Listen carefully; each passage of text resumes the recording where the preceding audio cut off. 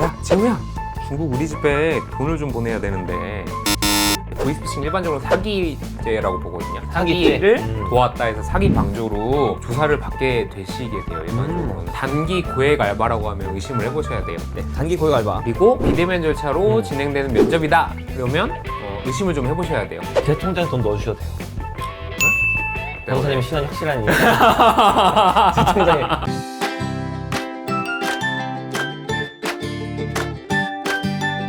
오늘은 이제 우가살 두 번째 시간 보이스피싱 법률 꿀팁에 대해서 여러분들께 설명해 드리려고 합니다. 오늘 저희가 이제 옆에서 이렇게 게스트 모셔놓고 계속 뭐 춘비만 먹이고 그랬는데 아니, 괜찮아요. 네. 이거면 되나? 짧은 소개 좀 부탁드릴게요.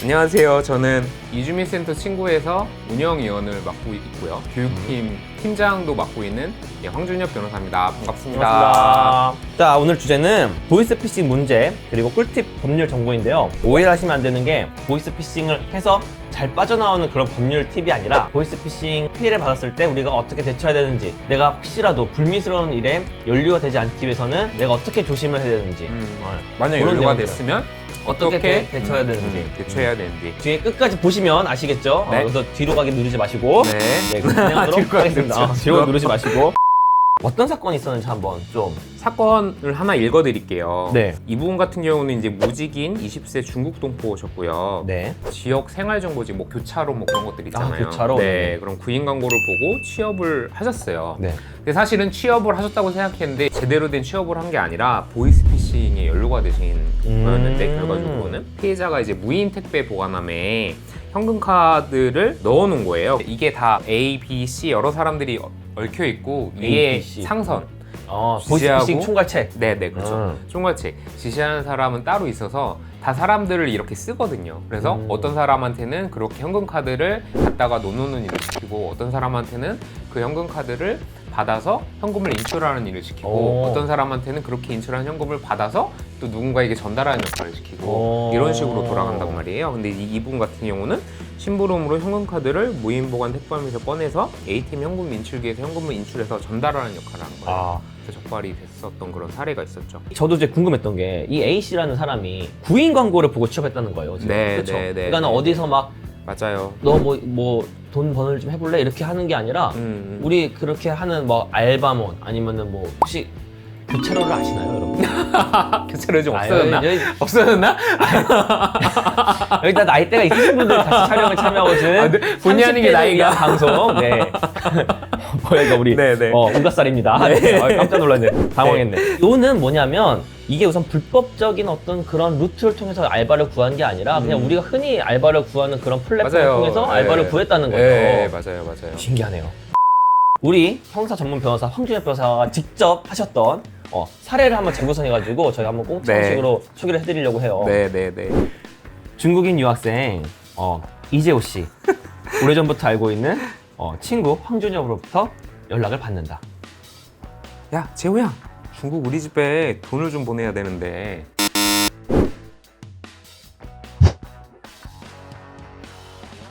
너 알지? 나 지금 비자 만료된 거. 너 비자 만료됐니? 나 비자 만료됐잖아. 어. 그래가지고 지금 통장을 못 써. 그래가지고 네 통장으로 돈을 좀 보낼 테니까 그 대한역에 있는 행복한전소 있잖아. 거기 환전을 해가지고 그 중국은행 거기 그 이태권이 아나? 이태권 이름 들어봤는데? 그래? 알지? 우리 친척이야, 우리 친척인데 그 계좌로 좀 너 황씨잖아. 보내줘. 너 황씨잖아. 우리 저기 엄마 쪽 엄마 쪽, 그래. 친척이고. 그래서 내가 그거 해주면 내가 좀 수고비 좀 돈 좀 떼줄게. 얼마? 한 10% 좀 주나? 그래. 알겠어. 고생이 많다, 야. 근데 알겠어. 그러면 어디로 보내면 된다고? 그 중국은행. 앞에서 사건 같은 경우는 아르바이트라든지 내가 이거를 일이라고 생각하고 했던 건데 이 케이스 같은 경우는 정말 그냥 친구의 부탁으로 가족한테 송금해준다 라고 생각했던 건데 이게 잡히면 진짜 너무 억울할 것 같아요. 그렇죠. 사실은 뭐 본인은 그냥 친구 도와준다고 그렇게 선의로 해준 건데 사실은. 그러니까요. 뭐 근데 여기에서도 사실은 이제 실제 조사를 받게 되면 의심을 받을 만한 구석들이 있는 거예요. 왜 친구한테 해주고 돈을 받냐? 뭐 아니, 지가 못하는 거 해줬으니까는 뭐 수고비 같은 거 받은 거지. 네네네. 근데 이제 막 그게 이례적으로 고액이라던가 뭐 이러면 이제 경찰이나 검찰에서는 의심을 하는 거죠. 근데 참 어려워요. 그러면은 매사 의심을 하면서 살아야 돼. 그러니까 특히 이제 내 통장으로 누군가의 돈을 대신 받아주고 이런 것은 좀 조심하실 필요가 있어요. 특히 음. 요즘에는 다 이제 아. 통장들을 이용해서 이런 보이스피싱 범죄가 이루어지다 보니 과하다 싶을 정도로 조심하시는 게 좋긴 해요. 그러니까 신원이 확실하거나 내가 이렇게 정말 이런 게 아니면은 제 통장에 돈 넣어주셔도 돼요. 변호사님 신원이 확실하니 제 통장에 언제든지 입금하셔도 돼요. 원하는 만큼. 보이스피싱 범죄 혹은 연루가 되었을 때 가장 좀 궁금해하시는 것들이 뭔가를 중심으로 좀 질문을 몇 개 뽑아봤습니다. 자, 첫 번째 질문. 빠밤. 카운트 다 넣고. 되게 싫어하네. 이런 짓을 한다, 빠밤. 자, 첫 번째 질문. 저는 범죄에 이용된 돈인지도 모르고 단순히 통장으로 돈을 받고 그 돈을 입금하기만 했는데도 수사를 받고 처벌하는 건가요? 맞아요. 이게 일단은 자기 계좌가 그 보이스피싱 범죄에 사용이 됐으면 보이스피싱에 대한 사기, 이제 보이스피싱 일반적으로 사기죄라고 보거든요. 사기죄. 사기를 도왔다 해서 사기 방조로 조사를 받게 되시게 돼요, 일반적으로는. 왜냐하면 이게 사람의 마음속은 사실 알 수가 없으니까 자기가 객관적으로 한 일을 가지고 혐의를 받게 되는 거예요. 어쨌든 자기 통장을 제공해줬으니까 그것에 있어서 사기 문제를 도운 거잖아요. 그래서 이제 조사를 피의자 말 그대로 이제 범죄의 혐의를 받는 사람은 피의자라고 하거든요. 범죄 혐의를 받는다는 거는 네. 이 사람이 범죄를 저지른 사람이다 라고 의심을 받는 그렇죠, 면서 수사를 받는 거죠. 그렇죠. 예, 그렇습니다. 지금 황준엽 변호사님 말씀으로는 아까 말씀하셨던 사기 방조가 될 경우에는 처벌을 받는 거잖아요. 맞아요. 이런 게 형량이 어느 정도예요? 이제 사기 방조죄로 재판까지 받게 되시는 경우에는 일반적으로는 집행유예형의 선고가 많이 나오기도 하는데 다만 그 규모에 따라서 실제 실형이 나오기도 하고 그런 것 같아요. 왜냐하면 요즘에 워낙 보이스피싱 범죄가 사회적으로 문제가 크다 보니까 법원이나 검찰 같은 데도 굉장히 형을 세게 주려고 하고 있어요. 그래서 그런 부분이 좀 있기 때문에 정말 이제 최대 실형 또는 이제 집행유예 선고를 받게 되실 가능성이 매우 커요. 대부분 보이스피싱 범죄로 유죄 판결을 받으면 그 처벌 수위와 상관없이 강제 출국이 되거나 강제 퇴거가 되거나 뭐 적어도 이제 더 이상 비자를 연장 안 해주거나 이래서 나가셔야 되는 거예요. 그러면 뭐 이미 가족들이 다 같이 한국에 들어와 있는 사람들은 남을 쫓겨나는 거야. 예. 훌훌 다시 중국으로 돌아가시게 되는 상황이 되는 거죠. 이게 참 나 자기 본국으로.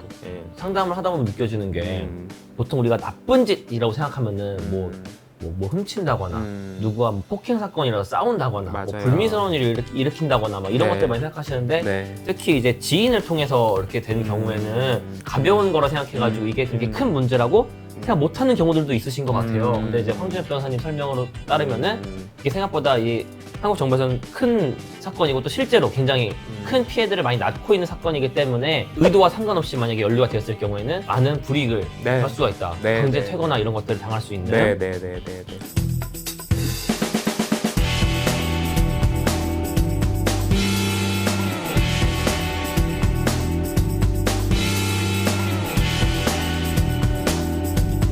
두 번째 질문. 보이스피싱 검사 사칭에 속아. 그러니까 내가 검찰이라고 사기치고 얘기하는 것에 속아서 3,700만 원 대출받고 현금 인출하여 현금을 운반 측에게 전달했습니다. 어떻게 속였길래? 이게 어떻게 되는 거냐면 잠깐 말씀드리면 이런 경우에는 일단 자기가 범죄 당했다라는 걸 이제 인지를 하시게 되면 빠르게 일단 신고를 하셔야 돼요. 경찰이나 혹은 요즘에 이제 금감원도 긴급 전화를 운영을 하고 있거든요. 금융감독원이요? 네, 금융감독원. 그래서 1332, 뭐 112 이런 데 신고를 하셔서 제가 피해를 당했어요. 혹은 자기가 거래하는 은행에 빨리 신고해서 저 아무래도 보이스피싱 피해를 당한 것 같다 그러면 당장 이제 계좌를 정지를 시켜야 돼요, 거래를. 그래서 출금하기 전에. 그러니까 바로 인지를 하셨다면 그렇게 하면 피해를 막으실 수도 있고 그게 아니라면 피해 신고를 하시면 어쨌든 이제 피해자로 등록이 되고 그 계좌가 정지돼 있어서 그 계좌에 남아있는 돈이 있으면 그 계좌에 대해서 이제 채권 소멸 절차라고 하는데 채권 소멸 절차요? 명의인이 은행에 대해서 채권자잖아요. 예금 채권. 내가 돈을 은행한테 달라고 요구할 수 있는 권리가 있잖아요. 그것들을 소멸을 시키는 거예요. 그리고 이 돈을 그 채권자의 권리를 소멸시켜서 이 돈을 피해자한테 넘겨주는 거죠. 그런 식의 절차가 있을 수 있고 또 다른 절차는 다행히 이 보이스피싱 범행 조직의 일원이 경찰이나 검찰 같은 데 잡혀서 수사받고 재판받게 되면 요즘엔 피해자분들한테 다 통지가 가거든요.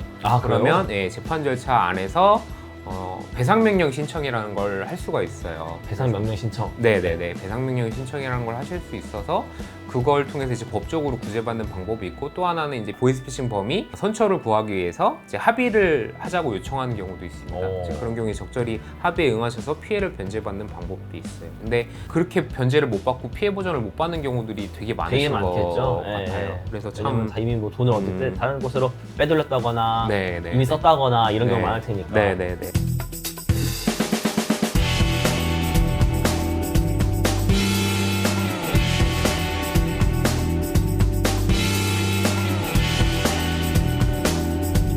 지금부터는 저희가 어떤 유형의 보이스피싱 형태가 있는지, 그리고 정말 옛날처럼 그냥 막 전화해가지고 뭐 얼마 입금해주세요, 난 누구입니다, 이런 것 이상으로 기상천외한 사건들이 어떤 게 있는지를 유형별로 조금 설명을 해드리려고 합니다. 네. 날로 치밀해지는 보이스피싱 다양한 유형! 이런 거 좋아하시더라고요. 이게 편집점이 되나봐 이게. 그리고 잘리고 막. 자, 그래서 어떤 유형들이 있을까요? 그러니까 정말 기상천외한 방법들이 계속해서 개발되고 전 진짜 사기 분들이 너무 머리가 좋다는 말이 사실인 게, 정말 이분들도 끊임없이 연구를 하는 것 같아요. 그러니까 계속해서 뭔가 진화를 하는데, 최근에는 이런 그 사례들까지 있더라고요. 야, 그러니까 이거 재밌다, 이거 진짜. 최근에 이제 코로나 국면 때문에 정부에서 긴급재난지원금이라든가 이런 것들을 많이 좀 풀었잖아요. 근데 네네. 그런 것들을 악용해서 마치 그거와 유사한 뭐 대출 상품이 있는 듯이 속여가지고 문자를 보내는 거예요. 그래서 정부 긴급 재난 지원 대출 안내를 이제 빙자해서 KB 국민지원, 우리금융지원, 이제 KB 은행, 뭐 우리은행 같이 이제 실제 있는 은행들의 명칭을 이제 사칭을 해서 서민금융진흥원, 국민행복기금 뭐 이렇게 공공기관 명칭을 사칭을 하기도 하고 이제 이렇게 문자 메시지로 오인을 하게 발송을 하는 거예요. 되게 치밀하게. 그래서 뭐 이렇게 대출을 해주겠다, 우리가 긴급재난지원금 대출을 해주겠다, 뭐 선착순이다, 뭔가 사람의 어떤 그런, 진짜 나쁜 이게 놈들이야. 사실은 너무 생활에 쪼들리고 힘들다 보면 이런 것들이 되게 솔깃하게 되잖아요. 그쵸. 예. 그리고 사실 의심을 하기보다는 이런 게 있네 하고 얼른 신청을 맞아, 하게 맞아, 되고, 맞아. 선착순이라고 하면 또 사람 마음이 빨리 또 신청해야 될 것 같고, 그러니까 이제 막 거기에 넘어가셔서 결국 이제 보이스피싱 피해를 당하게 되는 경우들이 되게 많이 있어요. 그두 번째 사례는 이런 것도 있어요. 피해자 A씨, 본인이 사용한 적이 없는데도 신용카드 해외 결제 문자 메시지를 받고 그래서 그걸 확인해 보려고 문자 메시지에 기존의 전화번호로 전화를 한 거죠. 전화 상담원이 그 사장님한테 명의가 도용된 것 같으니까 대신 경찰에 내가 신고해 주겠다, 그 사장님을 안심시킨 다음에 경찰에서 연락이 갈 거라고 이제 안내를 한 거죠. 잠시 후 이제 금융감독원 직원이라고 소개한 사람이 경찰에서 전화가 왔는데 당신 명의로 발급된 계좌가 범죄 자금 세탁에 이용되었으므로 모든 계좌를 직접 확인해야 한다고 하면서 A 사장님한테 휴대폰에 원격 조정 앱, 그러니까 원격 조정 어플리케이션 설치할 것을 요구를 했어요. 사기범이 그 사장님, A 사장님의 휴대폰을 원격 조정하면서 정상적으로 위치되었는지 신변을 보겠다고 하면서 이 사장님 A에게 직접 비밀번호를 입력하게 해서 다른 계좌로 이제 4,900만 원을 이체했던 사건입니다. 네, 맞아요. 그러니까 이렇게 해킹 툴을 설치하게 해가지고 대출도 다 받아버리고 피해를 주는 사례들도 있어요. 원격 조정 앱을 설치하도록 해서. 이렇게 그냥 뭐 금융감독원 직원이나 공공기관 직원을 사칭한 거는 되게 평소에 많이 봤던 네. 보이스피싱 사기랑 유형이 비슷한데 네. 오예, 어플리케이션을 까는 건 그렇죠. 또 굉장히 또 그렇죠. 새로운 프로그램을 형태네요. 설치하. 자, 그러면 우리가 많은 이해를 나눴는데 저희 네. 이주인분들이 네. 요것만 봐도 이해하고 넘어가실 수 있도록 설명을 좀 부탁드릴게요. 보이스피싱 어떻게 대처하고 연루되지 않기 위해서 어떻게 해야 되는지. 그러니까 특히 첫 번째, 네네. 보이스피싱에 연루되지 않기 위한 팁. 첫 번째는 일단 단기 고액 알바라고 하면 의심을 해보셔야 돼요. 뭐 단순히 돈을 전달해줬는데 10만 원 준다고 하면 사실 되게 이상한 거잖아요. 그러니까 그런 것들은 되게 조심하셔야 됩니다. 네, 단기 고액 알바.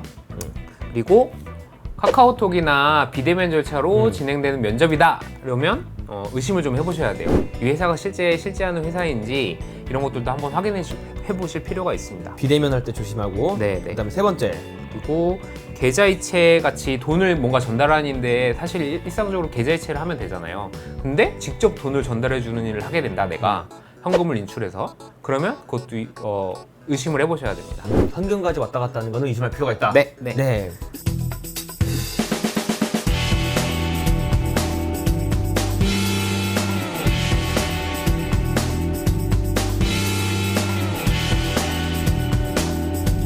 노력을 하더라도 연루가 되시는 경우가 있어요. 맞아요. 그럴 경우에 내가 경찰 조사받게 됐다.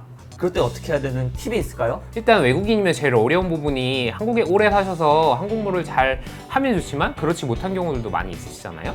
그럴 때는 통역인을 요청하실 수 있고 통역을 요청하시면 언제든지 통역인의 입회하에서 조사를 받으실 수가 있거든요. 통역인의 조력을 받을 권리. 네네네. 네. 두 번째.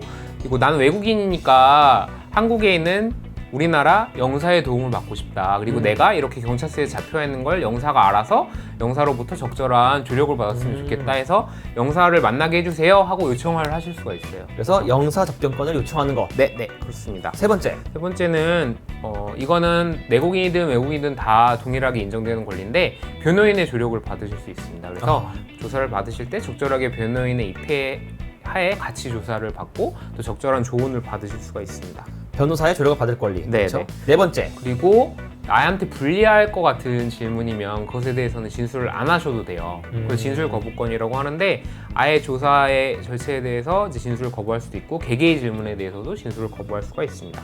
진술을 거부할 권리.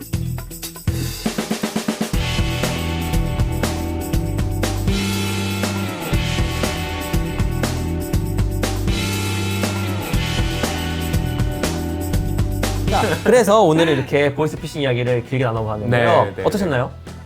즐거웠어요. 끝.